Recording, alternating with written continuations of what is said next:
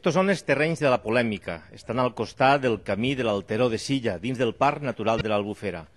Esta setmana, el regidor del bloc d'esta població, Josep Melero, ha dut el cas a la Fiscalia. Considera que es tracta d'un greu delicte mediambiental i acusa directament l'alcalde, el socialista Francesc Baixauli, per consentir-ho. Com veieu, s'ha produït un aterrament. Nosaltres considerem que un aterrament d'aquestes característiques al mig d'un aiguamoll no entra dins del que especifica el Pla de Regulació d'Usos i Gestió del Parc Natural de l'Albufera, que és on ens encontrem ara, i el que volem és que el fiscal investigue què és el que ha passat així.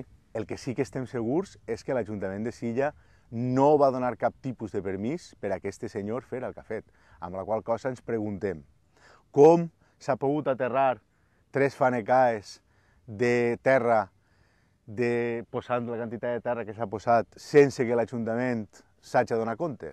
En principi nosaltres l'únic que hem fet és preguntar-li al fiscal què és el que ha passat i veure qui és el que té la responsabilitat en tot això. Nosaltres no tenim ningú interès en que sigui l'alcalde o en que sigui el propietari, o que siguin els dos al mateix temps. No és això l'interès que es mou.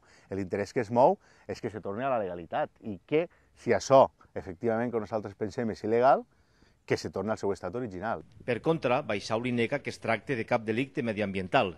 Assegura que tots els informes dels quals disposa el consistori demostren que aquest terreny no és cap zona humida des del punt de vista documental.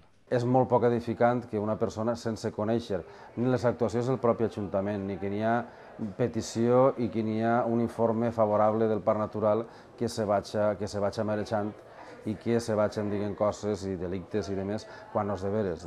No és una zona humida perquè no és arrossar, estem parlant d'un terreny d'horta i senzillament és una còpia de material per aplanar i recréixer la parcel·la per a continuar cultivant, en aquest cas, sembla que llimeres. És que això mai ha sigut terra d'arròs coneguda. Per tant, estem parlant d'un terrer, estem parlant d'un perdut, estem parlant d'una terra d'horta, no d'aterrament de la marxal. L'última anotació que tenim és la del cadastre de 1990, que posa naranjos, literalment. Com a varietats hortofrutícoles, Marisol, concretament, ni arròs bahia ni arròs sènia.